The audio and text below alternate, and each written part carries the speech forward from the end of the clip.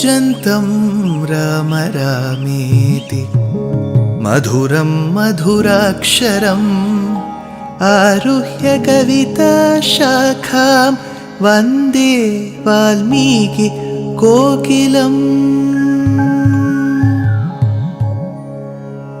रामाय रामभद्राय रामचन्द्राय वेधसे रघुनाथाय नाथाय सीताया पतये नमः।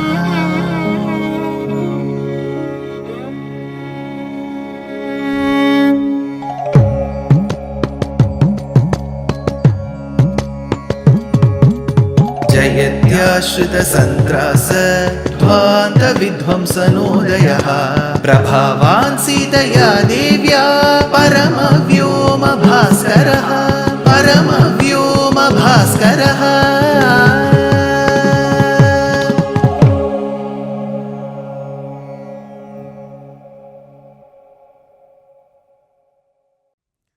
श्रीमते निगमांत महादेशिकाय नमः। Rama and Lakshmana, who had reached the Rishyamukha Parvata, who had spoken to Hanuman, were escorted by Hanuman to the place where Sugriva was hiding. Hanuman tells Sugriva, "Do not worry, Sugriva. The people who have come are great warriors. They are the sons of the great King Dasharatha. Come out, talk to them."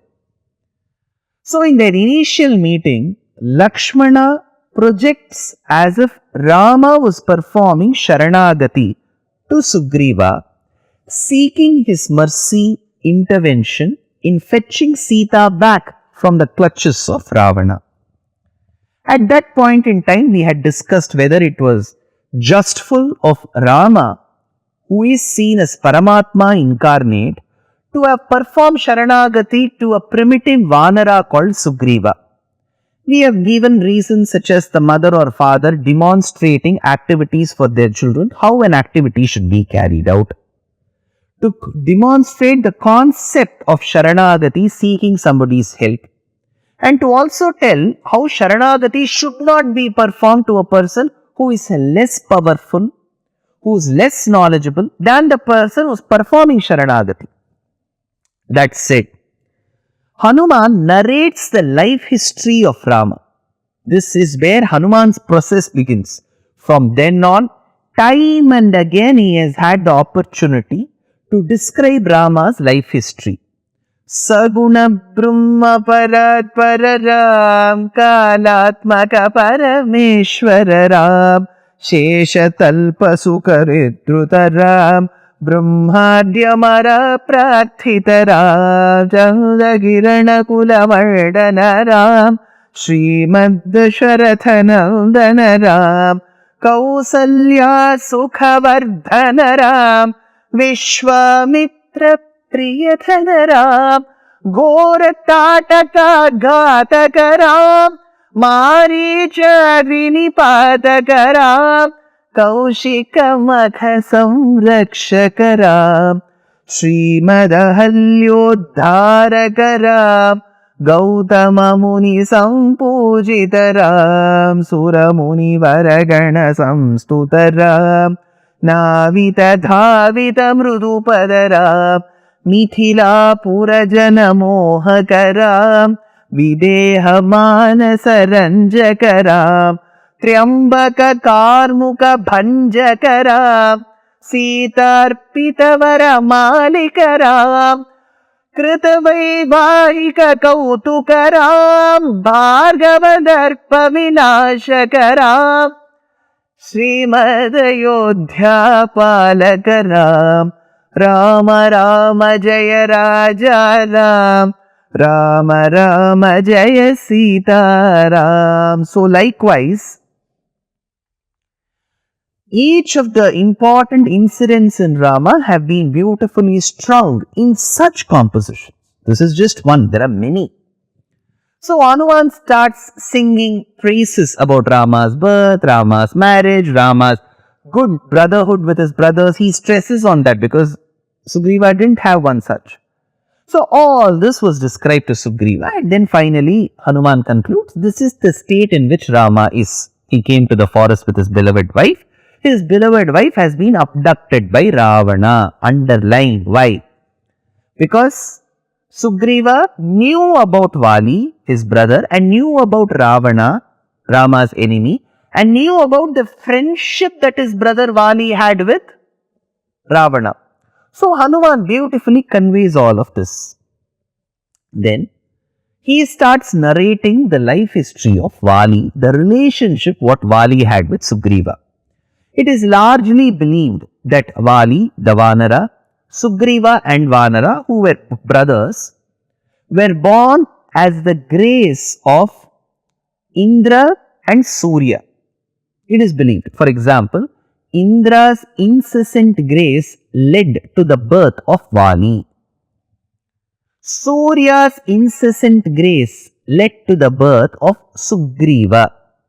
So, in a way, Vali, who was a Vanara, was treated as Indraputra, and Sugriva, who was a Vanara, was treated as Suryaputra. Later we will see how Sugriva kills Vali. Suryaputra kills Indraputra. Why? Because Paramatma Sriman Narayana as Rama has sided with Sugriva, therefore the defeat of Vali was inevitable. The reverse happens in Sri Mahabharatam. Suryaputra is Karna, Indraputra is Arjuna. There, Krishna, Paramatma incarnate Krishna, sides with Indraputra Arjuna and defeats the Suryaputra Karna. In Mahabharata, Suryaputra Karna is defeated. In Ramayana, Indraputra Vali is defeated. In the Ramayana, Paramatma sides with Suryaputra Sugriva. In Mahabharata, Paramatma Krishna sides with Indraputra Arjuna. So you should understand the similarities and the differences between these two large epics. Now these two brothers seem to have lived very happily, showing good signs of brotherhood in Kishkindha. Vali was the reigning king. Sugriva was his fervent brother, servant and minister. It did so happen that due to the infatuation that Vali had for a woman who was excessively beautiful. We are not aware of what that lady's name was, but she was excessively beautiful. And Vali cast his eyes on her and was enamored by her beauty. But the sad part was, the same lady also had her beauty which was described and which was largely praised by another person. And this demon was called as Mayavi. Mayavi was the son of a demon called Maya. Maya had two sons, Mayavi and Dundubhi. This Mayavi was head over heels in love with this lady, as much as Vali was. So Vali and Mayavi had an altercation. That became a tussle, that became a big duel, Malyuddham. As they started fighting, they were very strong people. As they started fighting, they slowly reached a cave. And as they entered the cave fighting each other, as he was fighting, Vali told Sugriva, Sugriva, I am going to fight fiercely with Mayavi. I don't know who will win. It could be him winning or me winning. But in case I lose, this man will cause excess trouble to you, to the citizens of Kishkindha. So you may kindly cover the opening of the cave in case you find me losing this Malyuddham, Dvandva Yuddham. Sugriva with his retinue religiously waits outside the cave, praying sincerely that Vali should win the Dvandva Yuddham. But they hear a huge cry of Vali. The moment Vali's voice is heard by the retinue and Sugriva, they all assumed that Vali would have died because that was the tone with which he yelled. So they were worried if Vali himself, one of the best warriors known during those times, had to face defeat at the hands of Mayavi, what will the state of them and the subjects be? So Sugriva covers the opening of the cave with a huge boulder and comes back to Kishkindha.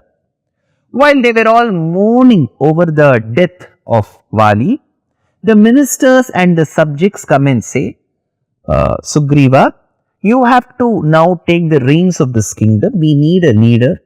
In Vali's place, you have to rule, Sugriva. Like how we have those political statements these days. I did not want to come to the position. My party men asked me to take up this position. So does Sugriva. So he becomes the king of Kishkindha. While he was ruling the kingdom, one day, Vali enters the Sabha Mantapam. All of them were surprised. You may assume that they were thinking he was a ghost. No, he was very much in flesh and blood.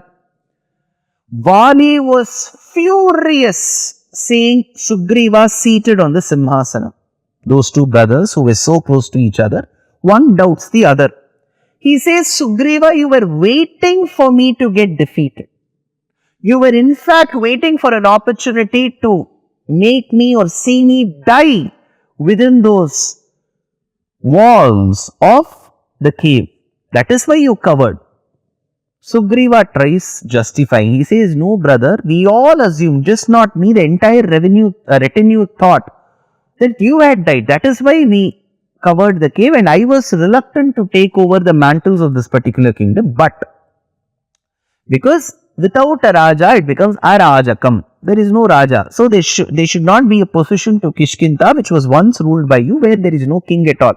So I have assumed the role of the king. That I am ready to give the position of the king and the kingdom back to you. Vali said, do you think I have come here seeking alms from you, bhiksha from you? That time Sugriva performs Sharanagati to Vali. Sharanagati can be performed for a reason and Vali was more powerful. So all those conditions sufficed. So he said, my dear brother, please accept my unconditional surrender. I have no evil thoughts against you. Please take back the king position and the kingdom. Natva padavaham tasya mukutena sprusham prabho api Vali mama krodhan na prasadam chakarasaha. But Vali does not pay attention or heed to Sugriva's request and Sharanagati request especially. So he discards him. He says, you've been excommunicated. You have to become a pariah. You are no more a person who belongs to this particular kingdom. Sugriva exits the kingdom. But one thing which was very sad, while Sugriva was excommunicated, Vali holds back Sugriva's wife Rama in his clutches. So, a daughter-in-law, brother's wife, should be assumed as one's own mother or sister or daughter. But Vali, being a man of very little character or bad character, does not accord that respect to his brother's wife and holds her in his clutches and excommunicates his brother alone. What does Sugriva do after that? Was he helpless? Did anybody come to his rescue? More in the next episode. Dear Astika reader, I am happy to be authoring a two-part book on the Ramayana in English. The first part is slated for release in the year 2024. The book aims to recreate and retell the Ramayana of Valmiki, conforming to the ancient commentaries and other allied literature. To receive notifications of the book release, kindly register with www.deshikadaya.org/books. Namaskaram.